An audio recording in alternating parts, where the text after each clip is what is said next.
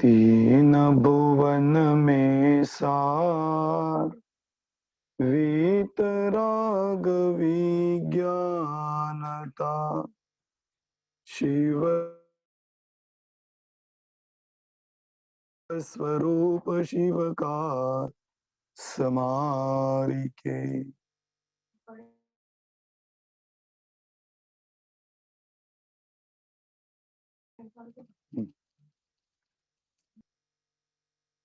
प्रतिदिन की सायंकालीन सभा में तीन लोक में से अधोलोक का वर्णन प्रारंभ किया है और इस अधोलोक के वर्णन में नरक के बारे में हम जानकारी ले रहे हैं। 2 दिन से हमने नरक के सामान्य स्वरूप के बारे में जानकारी ली थी।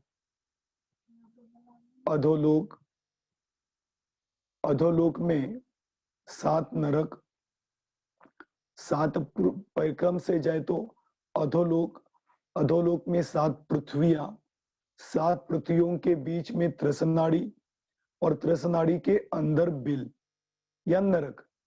इस प्रकार से यह सामान्य रूप से हमने नरक का वर्णन देखा है। आज हम उसकी प्रथम नरक के बारे में विस्तार से चर्चा करने जा रहे हैं। वैसे देखा था हमने कि पहला जो राजू है, उस राजू में ऊपर की तरफ पहला नरक है और उसी राजू में नीचे की तरफ दूसरा नरक है। ऊपर की तरफ पहला नरक के भेद भी कल हमने देखे थे। 3 प्रकार के भेद हैं। 3 प्रकार के भेद में अबहुल भाग जो है, खर भाग, पंख भाग और अबहुल भाग। इसमें से खर भाग में 16 पृथ्वियां हैं। पंख भाग में भवनवासी व्यंतरों के भवन हैं और अबहुल भाग में नरक गति के जीवों के बिल पाए जाते। और उन बिलों की चर्चा कल हमने की थी। वह यह की थी, बिल 3 प्रकार के होते हैं। एक इंद्रक बिल, एक श्रेणीबद्ध बिल और एक प्रकीर्णक बिल। इंद्रक बिल जो सेंटर में होता है, श्रेणीबद्ध बिल जो दोनों तरफ दिशागत और विदिशागत। आपको सबको याद हो रहा है ना, कल हमने इसकी चर्चा की थी। आपको याद तो आ रहा होगा, फिर भी अभी यहां पर अपन स्क्रीन पे देखते हैं।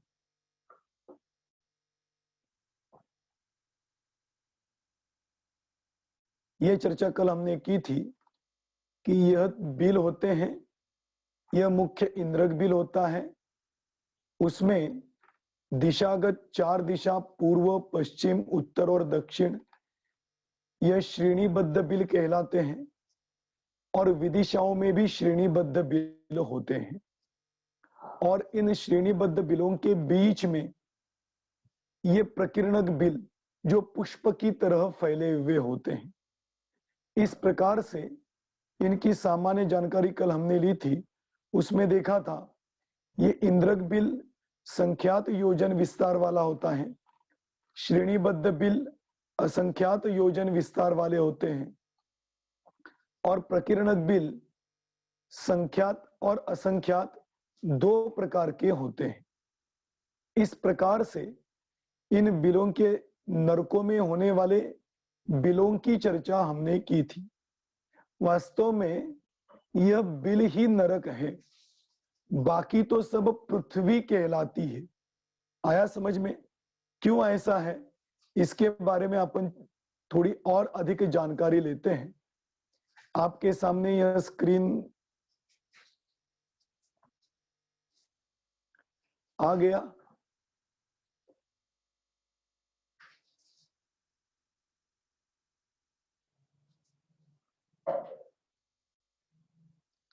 देखिए, यह आपके सामने दिखाई दे रहा है।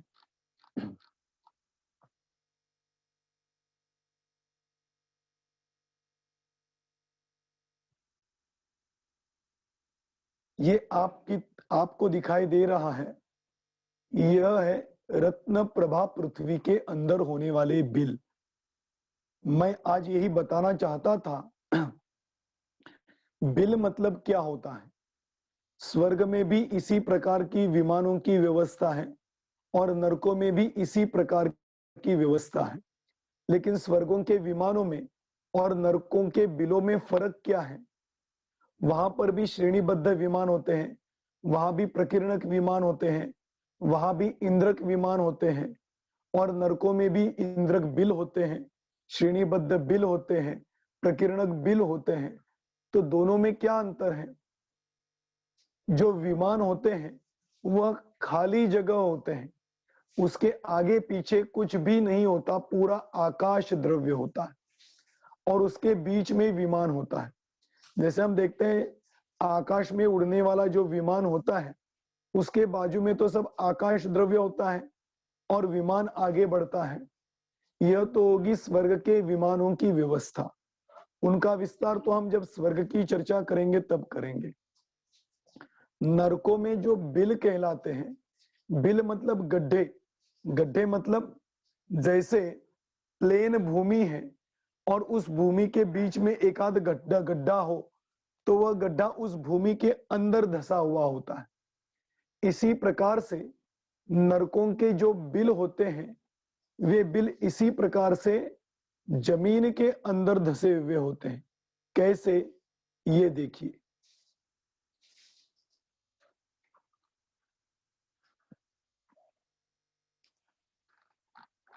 ये पूरी रत्न प्रभा पृथ्वी, इस रत्न प्रभा पृथ्वी में बीच में यह इंद्रक बिल होता है।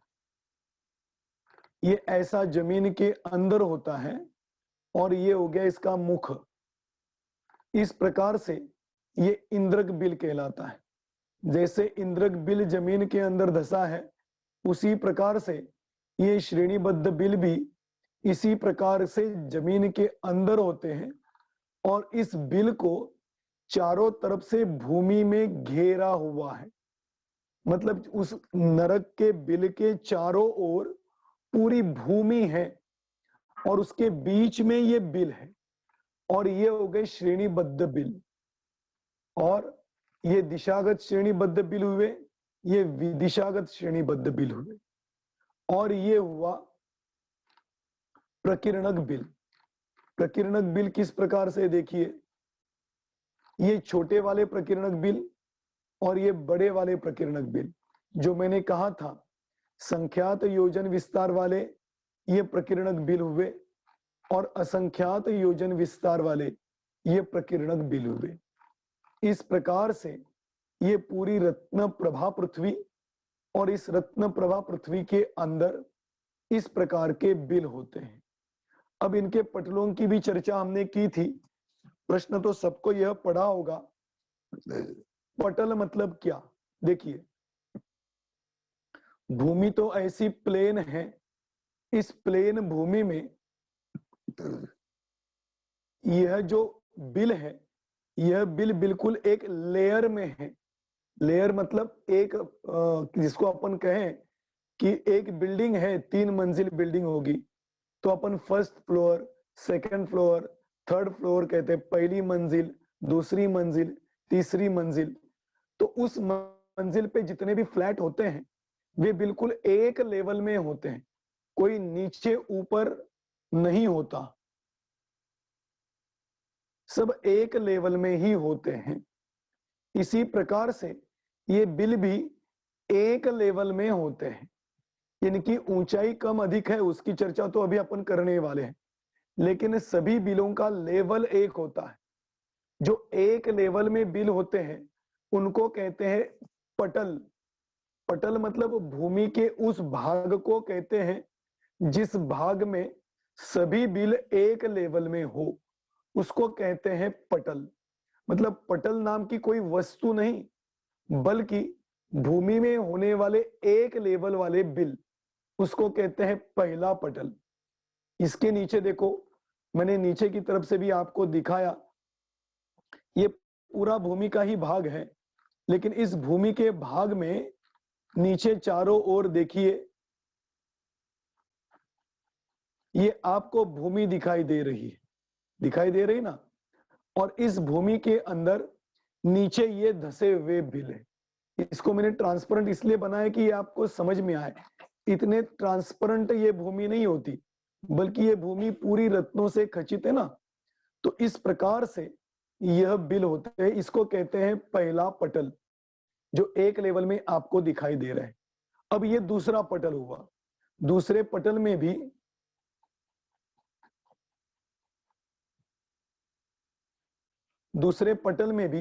ये हो गया इंद्रक बिल और ये हो गए श्रेणीबद्ध बिल, ठीक है। और ये जो दूसरे पटल में श्रेणीबद्ध बिल है ना, इनकी भी एक लेयर है। जैसे ऊपर एक लेयर दिखाई दे रही है, वैसे ही नीचे के भी बिलों की एक लेयर दिखाई देगी आपको। ये देखिए, ये नीचे वाले बिलों की लेयर मतलब एक लाइन में है। एक लाइन में होना, इस सब को मिलके जो आकार बनता है उसको कहते हैं पटल। ऊपर वालों को मिलके जो आकार बना वह हुआ पटल। मतलब भूमि के भाग को पटल एक्चुअली नहीं कहते, बल्कि इन बिलों का जो एक क्रम में लेयर है, भले ही बिखरे हुए हो। ये देखो, ये बिखरे हुए बिल है ना,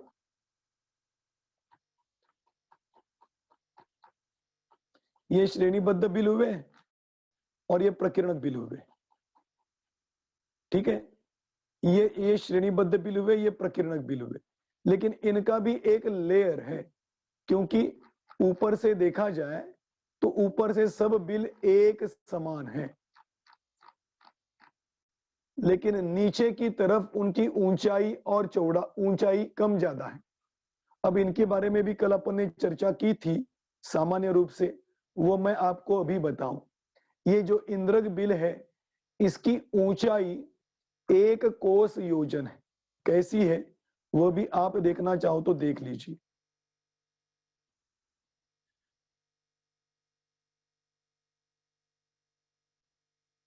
देखिए, ये आपको दिखाई दे रहा है, यह इंद्रक बिल है। इंद्रक बिल की ऊंचाई 1 क्रोस होती है, और इस 1 कोस में ही प्रथम नरक के जितने भी जैसे ये इंद्रक बिल है, तो इंद्रक बिल में जितनी भी वेदनाएं नारकियों को मिलती है वो यहां पर मिलती है। अब इसकी चर्चा भी करने वाले हैं, यहां पर खुला ही है तो मैं ये बता दूं कि जो प्रथम पृथ्वी का प्रथम इंद्रक बिल है, प्रथम पृथ्वी का मतलब रत्न प्रभा पृथ्वी, उसमें 13 पटल में से पहला पटल, पहले पटल में से पहला इंद्रक बिल जो सेंटर में है, वह इंद्रक बिल 45 लाख योजन का होता है। समझना, इसकी चौड़ाई 45 लाख योजन होती है और ऊंचाई 1 कोस योजन होती है, ठीक है। इस प्रकार से यह इंद्रक बिल है, और इस इंद्रक बिल में जितने भी नारकी वेदना भोगते हैं वो इसी बिल में भोगते हैं। ये दिखाई देने में तो इतना सा दिखाई दे रहा है, लेकिन आप सोचो 45 लाख योजन किसे कहते हैं? 45 लाख योजन दिखने में तो, समझने में तो 45 लाख योजन बिल्कुल सादा दिखाई देता है, लेकिन वास्तव में 45 लाख योजन बहुत बड़ा प्रमाण है। बहुत बड़ा प्रमाण इसलिए बोल रहा हूं क्योंकि आपने पहले भी सुना है,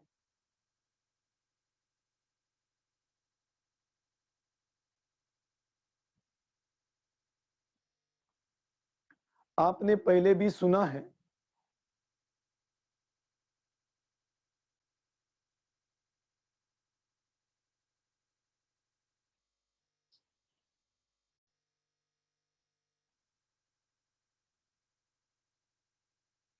देखिए आपके सामने दिखाई दे रहा है। ये मैं आपको यहां पर इसलिए दिखा रहा हूं, इसकी चर्चा अभी अपने को करनी है। अभी तो सिर्फ इंद्रक बिल के बारे में सोच रहे। तो ये हो गया पहला नरक। पहले नरक में 13 पटल, और 13 पटलों में पहला जो पटल है जिसको हमने इंद्रक बिल कहा था, वो है 45 लाख योजन। अब मैं क्या बताने जा रहा हूं, इस 3 लोक में 3 वस्तुएं ऐसी है जो बिल्कुल समान हैं। कैसे? ये पहले नरक में पहले पटल में होने वाला इंद्रक बिल, मध्यलोक में होने वाला प्रथम द्वीप जम्बू द्वीप और ऊपर होने वाली सिद्धशिला, इन तीनों का प्रमाण एक ही है, 45 लाख योजन। जम्बू द्वीप नहीं, ये गलत हुआ, ये समझना। ढाई द्वीप, जो मध्यलोक में ढाई द्वीप है, जिस ढाई द्वीप से जीव निर्वाण को प्राप्त होते हैं, पहला जम्बू द्वीप, दूसरा धातकी खंड द्वीप और तीसरा पुष्कर अर्ध द्वीप, इनको कहते हैं ढाई द्वीप।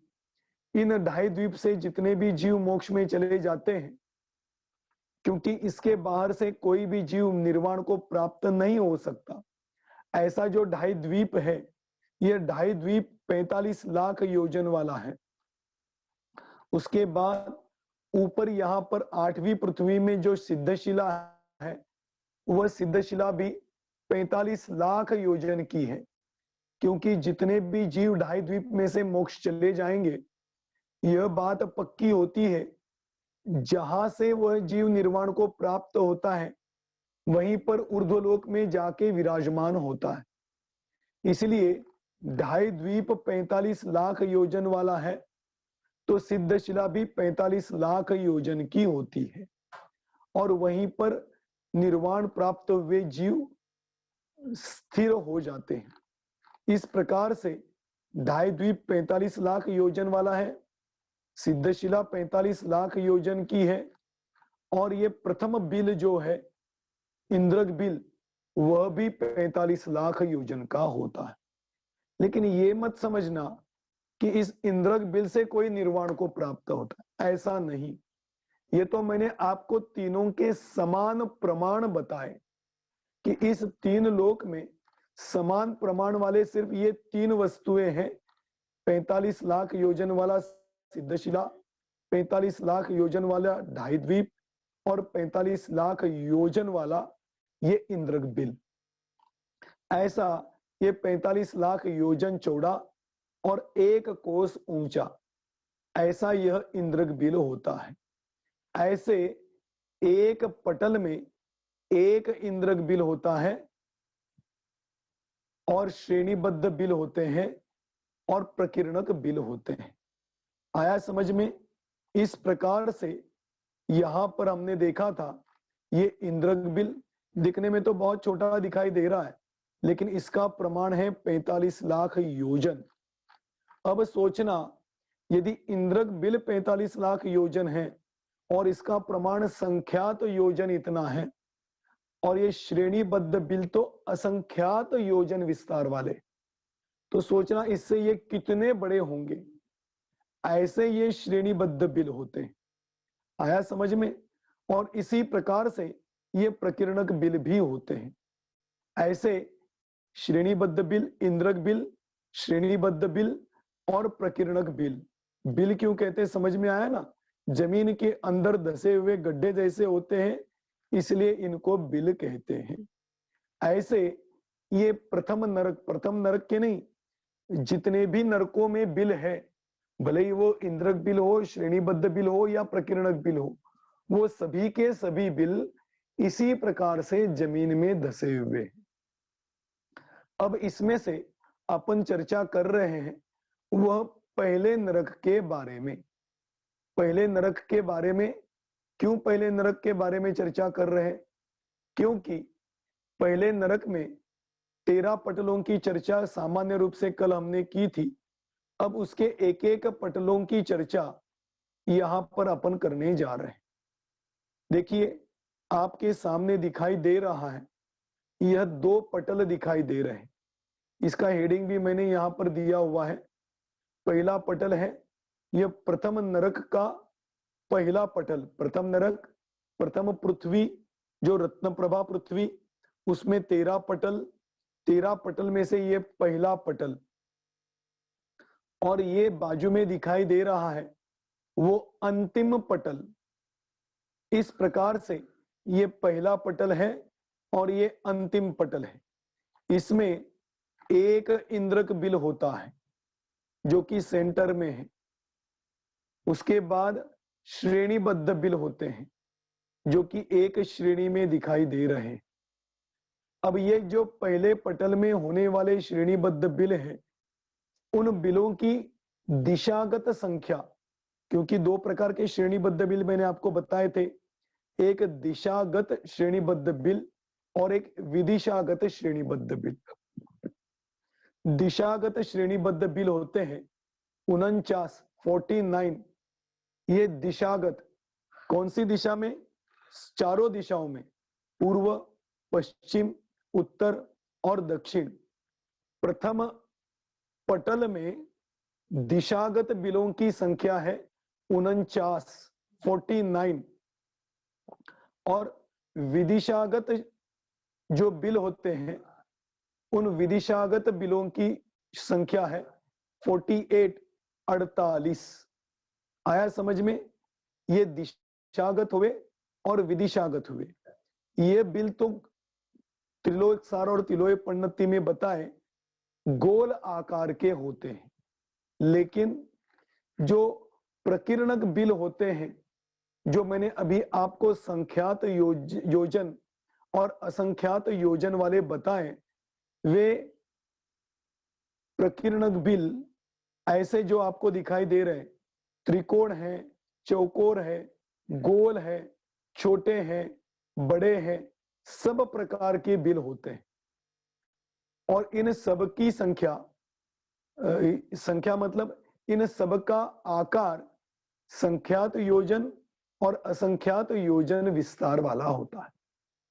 देखिए, ये मैं यहां पर इसलिए बताने जा रहा हूं विशेष रूप से, ये पहले नरक की बात नहीं, सभी नरक के प्रकीर्णक बिल ऐसे त्रिकोण, चौकोर, गोल, ये अलग अलग आकार के होते हैं, लेकिन इंद्रक बिल और श्रेणीबद्ध बिल गोल आकार के होते हैं। तत्वसार नाम का ग्रंथ है, उसमें यह उल्लेख है कि यह इंद्रक बिल त्रिकोण होता है और बाकी के चौकोर और गोल होते हैं। खैर ठीक है, लेकिन अभी यहाँ पर अपन चर्चा कर रहे हैं वह त्रिलोकसार और त्रिलोय पन्नति के आधार से कर रहे हैं, इसलिए उसकी अपेक्षा से मैं यहाँ पर बताने जा रहा हूं कि श्रेणीबद्ध बिल भी गोल आकार के हैं, इंद्रक बिल भी गोल आकार का है और प्रकीर्णक बिल चौकोर, त्रिकोण और गोल आकार के होते हैं। इसमें दिशागत श्रेणीबद्ध बिल 49 अर्थात 49 होते हैं, विदिशागत बिल 48 होते हैं और अंतिम पटल की बात कर रहा हूं, क्योंकि पहले नरक भूमि में जो 13 पटल है, इसमें से सबसे पहले पटल में जो मैंने अभी प्रमाण बताया 48 और 49 श्रेणीबद्ध बिलों की चर्चा, और अंतिम पटल की बात करें 13वां पटल, तो उसमें एक इंद्रक बिल होता है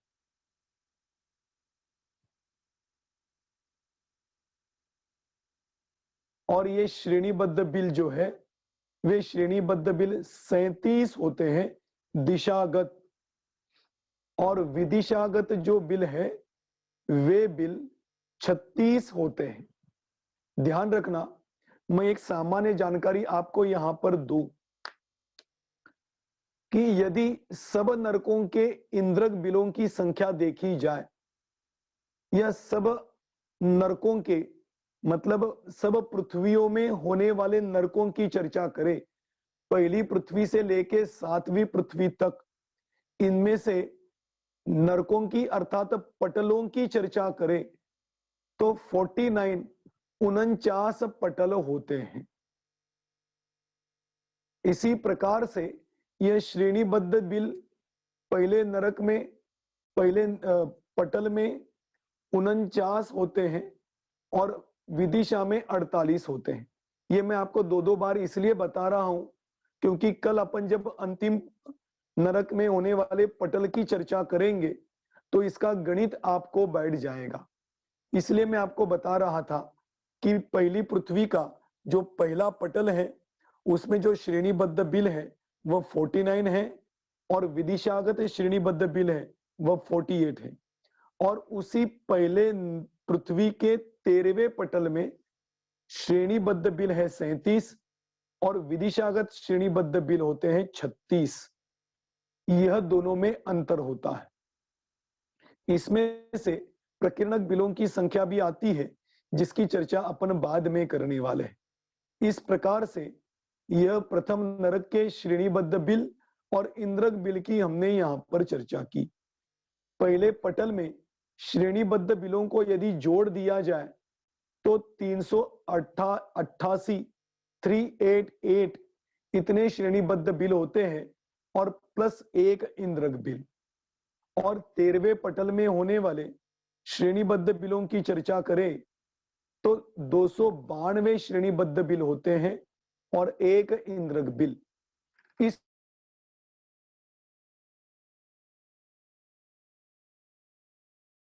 प्रकार से प्रथम नरक के पहले इंद्रक बिल की चर्चा की। अब उसका थोड़ा सा अंतर भी यहां पर देखते हैं। क्या अंतर बता रहा हूं, देखिए।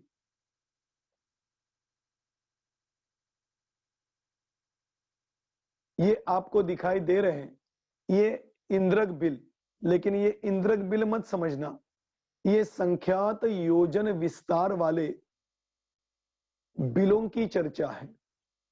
एक संख्यात योजन बिल से दूसरा संख्यात योजन वाला बिल लंबाई में 1.5 योजन है। मतलब एक बिल से दूसरा बिल 1.5 योजन लंबा है। ये कम से कम हो गया। और अधिक से अधिक देखे तो एक संख्यात योजन विस्तार वाले बिल से दूसरा संख्यात योजन वाला विस्तार वाला बिल 3 योजन लंबा होता है। मतलब इसकी चर्चा तो अपन प्रकीर्णक के साथ आराम से जोड़ सकते हैं, क्योंकि हर पटल में इंद्रक बिल तो एक ही है, तो उसके अंदर तो नाप निकाला नहीं जा सकता। लेकिन प्रकीर्णक बिल संख्यात योजन विस्तार वाले भी है और असंख्यात योजन विस्तार वाले भी है। तो प्रकीर्णक बिलों में संख्यात योजन विस्तार वाले जो 2 बिल है, उनके बीच का अंतर 1.5 योजन कम से कम होगा और अधिक से अधिक 3 योजन विस्तार वाला होगा। और इस इंद्रक बिल की अभी अपन ने जो चर्चा की थी, इंद्रक बिल की ऊंचाई, इंद्रक बिल कहने की बजाय मैं ये कहूं कि संख्यात योजन विस्तार वाला जो इंद्रक बिल है, उसकी ऊंचाई 1 कोस योजन इतनी होती है। अब आगे चले, आगे आपको दिखाई दे रहा है ये असंख्यात योजन विस्तार वाले बिल। इन असंख्यात योजन विस्तार वाले बिलों का कम से कम अंतर होता है 7000 योजन और अधिक से अधिक अंतर होता है असंख्यात योजन। आया समझ में? ये कौन से बिल की चर्चा है? संख्यात योजन विस्तार वाला बिल। ये 2 बिलों के बीच में कम से कम 7000 योजन, अधिक से अधिक असंख्यात योजन, इतना अंतर होता है। और इस असंख्यात योजन विस्तार वाले जो श्रेणीबद्ध बिल है, उसकी ऊंचाई देखें तो 1.33 कोस इतनी ऊंचाई श्रेणीबद्ध बिल की होती है। समझ में तो आ रहा है ना? श्रेणीबद्ध बिल जमीन के अंदर कितना धसा है? तो 1.33 कोस इतना नीचे जमीन के अंदर धसा हुआ है। ठीक है, अब आगे देखिए, ये तो भी इंद्रक बिल की चर्चा और श्रेणीबद्ध बिल की चर्चा। अब जो प्रकीर्णक बिल है, गोल हो, चौकोर हो, त्रिकोण हो, किसी भी आकार के हो, ये छोटे हो या बड़े हो, इन सब की ऊंचाई बताई है 2.33 कोस। मतलब इंद्रक बिल 1 कोस, श्रेणीबद्ध बिल 1.33 कोस और प्रकीर्णक बिल संख्यात योजन वाला विस्तार वाला हो या असंख्यात योजन विस्तार वाला हो, वह 2.33 कोस इतनी ऊंचाई वाला होता है। ये समझ में आए, इसलिए मैंने ये चौकोर वाला प्रकीर्णक बिल यहां पर लिया। इस प्रकार से यह पहले पटल में होने वाले इंद्रक बिल, श्रेणीबद्ध बिल और प्रकीर्णक बिल का विस्तार यहां पर बताया। ये पहला पटल कहने की बजाय पहली पृथ्वी में जो 13 पटल है, इन 13 पटलों में इंद्रक बिल की ऊंचाई 1 कोस होगी, श्रेणीबद्ध बिलों की ऊंचाई 1.33 कोस होगी और प्रकीर्णक बिलों की ऊंचाई 2.33 कोस होगी। किसमें? पहली पृथ्वी में होने वाले पटलों में होने वाले नरकों के बिलों की चर्चा।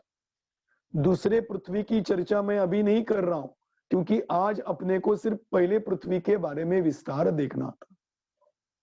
इस प्रकार से यह पहले पृथ्वी के बारे में अपन चर्चा कर रहे हैं।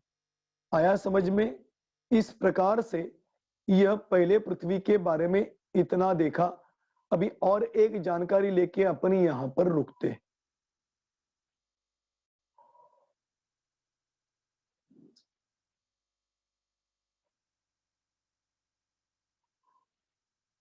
देखिए, आपके सामने यह जो दिखाई दे रहा है,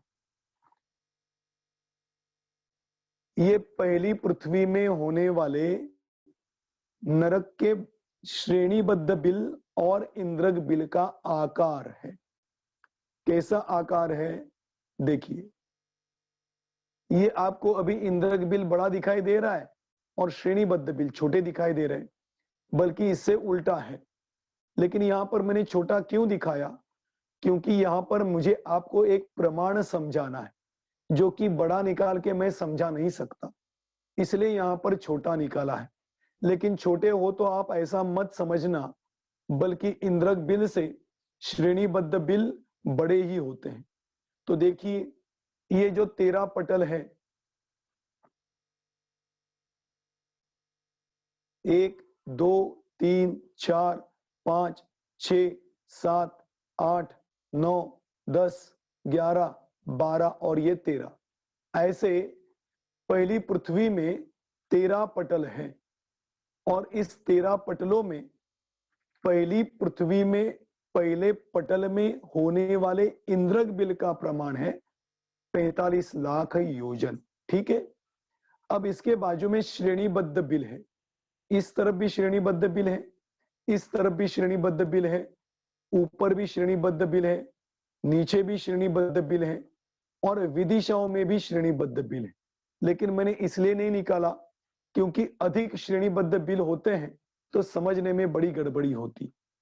लेकिन ये सब जगह यहाँ पर सब प्रकीर्णक वगैरह बिल होंगे, लेकिन अभी अपने को श्रेणीबद्ध बिलों की चर्चा करनी है, इसलिए मैंने ये आपको निकाल कर दिखाया।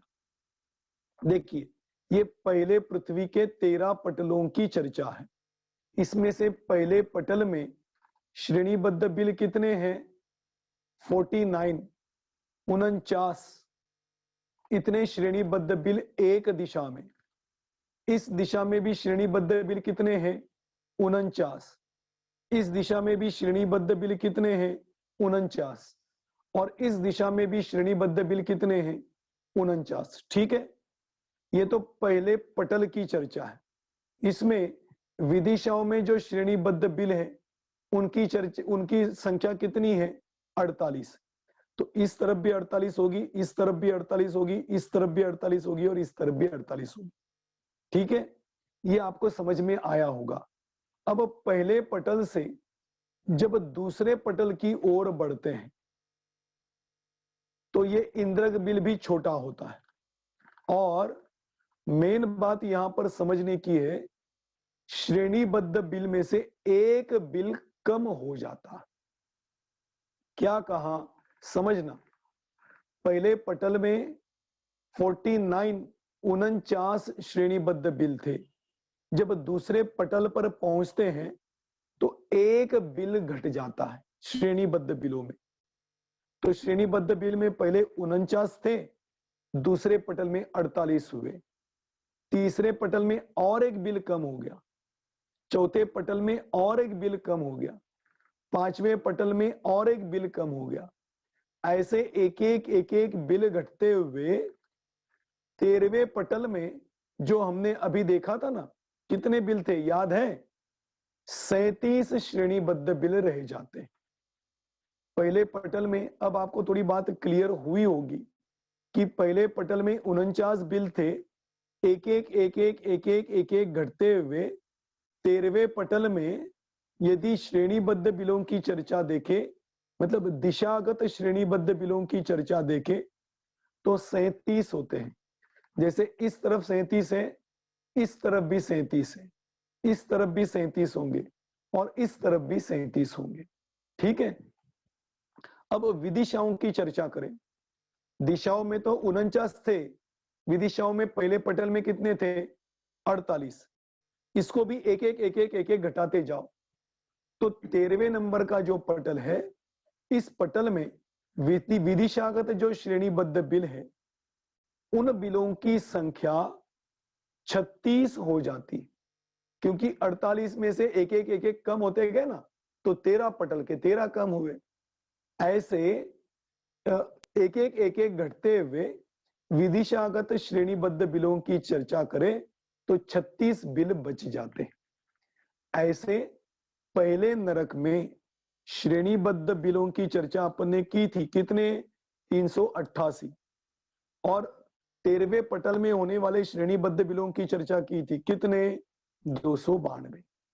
इस प्रकार से यह प्रथम नरक के होने वाले पटल और उन पटलों में होने वाले श्रेणीबद्ध बिलों की यह संख्या यहां पर समझ में आती। ठीक है, आया समझ में? ऐसे ये श्रेणीबद्ध बिल होते हैं, इस तरफ, इस तरफ, इस तरफ और इस तरफ। ऐसे पहले नरक के श्रेणीबद्ध बिल, इंद्रक बिलों की चर्चा हमने चर्चा की। अब प्रकीर्णक बिलों की चर्चा अपन कल करने वाले हैं, और साथ में यह भी देखेंगे कि यह जो 7 प्रकार के नरक की पृथ्वियां बताई है, इसमें होने वाले बिलों में कुछ बिलों में तो उष्ण बिल है, कुछ बिल तो शीत बिल है।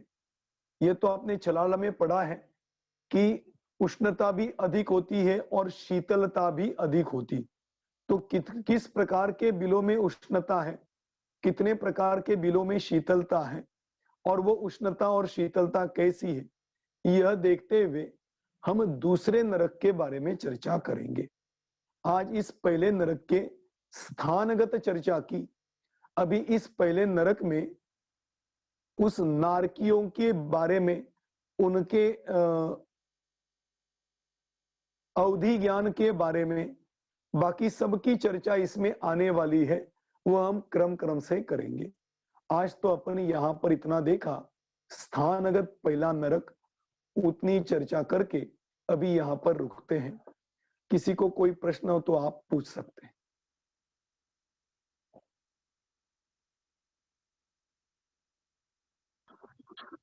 हाँ पूछिए मीनू जी। जय जिनेन्द्र पंडित जी। जय जिनेन्द्र। ये ढाई द्वीप के नीचे ही पहला इंद्रक बिल है, मतलब नीचे ही ढाई द्वीप के नीचे पहला इंद्रक बिल। हाँ ठीक है, मतलब वही पोजीशन वहीं पर ही है। हाँ, सब ये बिल का सेंटर, नंतर सुदर्शन मेरु पर्वत का सेंटर और आगे सिद्धशिला का सेंटर यदि निकालेंगे तो एक ही होगा, उसमें कुछ आगे पीछे नहीं, ये सभी एक सेंटर में ही है। ठीक है, हाँ जी। हाँ चलिए अगला किसका प्रश्न है? जय जिनेन्द्र पंडित जी। जय जिनेन्द्र। ये आपने जो बताए हैं कि मतलब 3 भाग बताए हैं, पहले नरक के, खर भाग, पंख भाग और अब्बुल भाग। बराबर जी, तो ये 13 पटल कौन से भाग में होते हैं? ये 13 पटल अब बहुल भाग में होते हैं। देखिए कल मैंने इसका आपको विस्तार से बताया था कि खर भाग में और पंख भाग में नारकियों के बिल तो है ही नहीं, तो नारकियों के बिल किसमें? हाँ। तीसरे भाग में, अब बहुल भाग में, अब्बुल भाग में। हाँ ठीक है ना। हाँ अगला किसका और प्रश्न है? हाँ, और खर भाग पंख भाग में तो मैंने बताया ना, खर भाग में भवनवासी देवों के भवन हैं और भी कई विशेषताएं मैंने कल बताई थी, और पंख भाग में भवनवासी और व्यंतरों के भवन हैं। खर भाग में भी दूसरी पृथ्वी में व्यंतरों के भवन है, और तीसरी पृथ्वी, तीसरा मतलब जो 16 जी भाग किए थे खर भाग के, तो पहले भाग में तो द्वीप जी और समुद्रों की सब नींव उसमें है, और हाँ दूसरे हाँ हाँ दूसरी जो उसमें पृथ्वी कहलाती है, हाँ हाँ उसमें व्यंतरों के भवन है, और जी तीसरे से लेके आगे भवनवासी देवों के भवन है। जी जी जी इसी प्रकार भाग में भी भवनवासी जी देवों के और व्यंतरों के भवन है। किस प्रकार से है उसकी चर्चा अपन उन देवों की चर्चा करेंगे तब करेंगे। जी अभी एक तो प्रश्न तीसरे भाग एक हाँ जी चर्चा एक कर प्रश्न और मेरा। हाँ, पंडित जी, ये निगोदिया जीव जमी कंद में कौन से निगोदिया पाए जाते हैं? जमी कंद में तो इतर निगोदिया जीव पाए जाएंगे, इतर निगोदिया। और कल कल पृथ्वी में नित्य निगोदिया। नित्य निगोदिया जीव रहते हैं, वो भी सूक्ष्म रहते हैं, बादर नहीं, क्योंकि जी बादर रहने के लिए पृथ्वी जय किसी ना किसी का जिनेन्द्र। आधार चाहिए। सूक्ष्म। हाँ ठीक है, हाँ चलिए हाँ। आगे किसका प्रश्न है, पूछिए। हाँ पूछिए अनिता जी। जय जिनेन्द्र भैया जी, जय जिनेन्द्र। ये अपन जो पहले नरक की चर्चा कर रहे हैं, तो ये तो एक सॉलिड पृथ्वी कहलाई ना?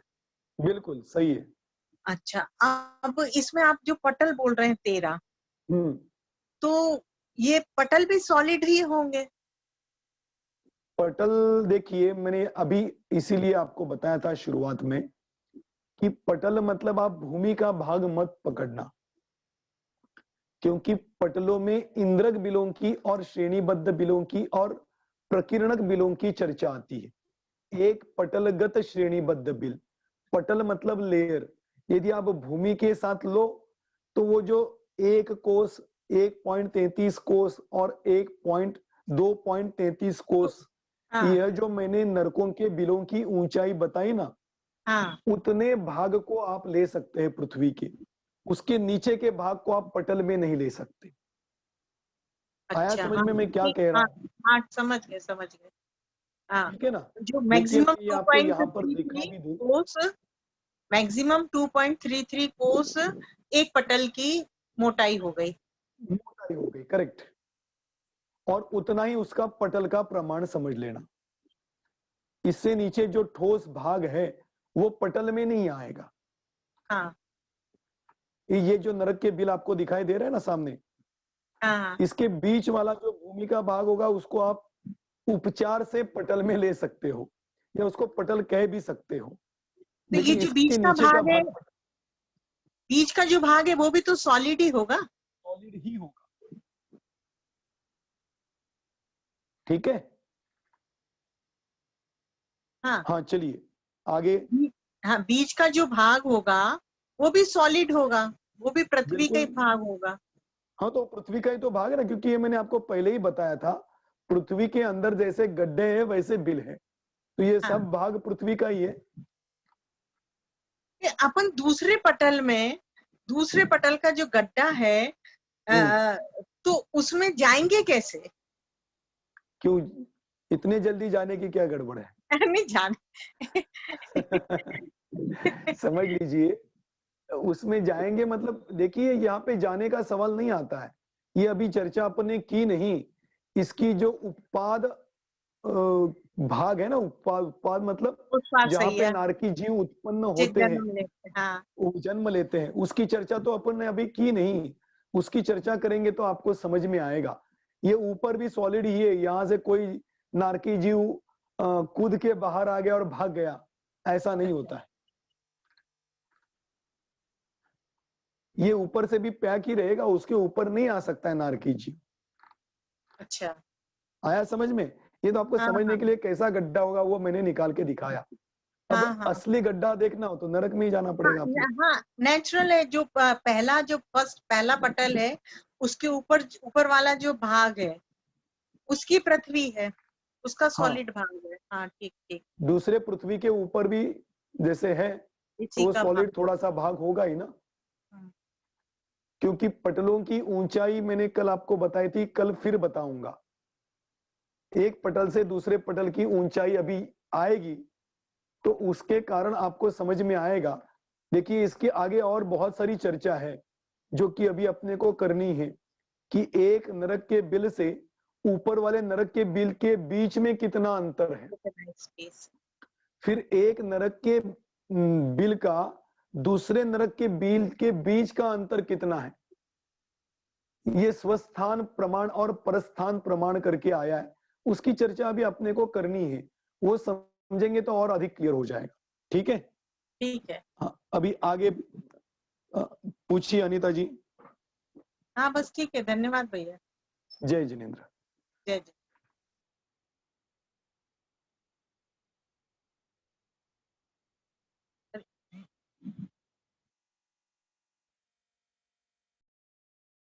भाई साहब आप म्यूट हो गए हैं।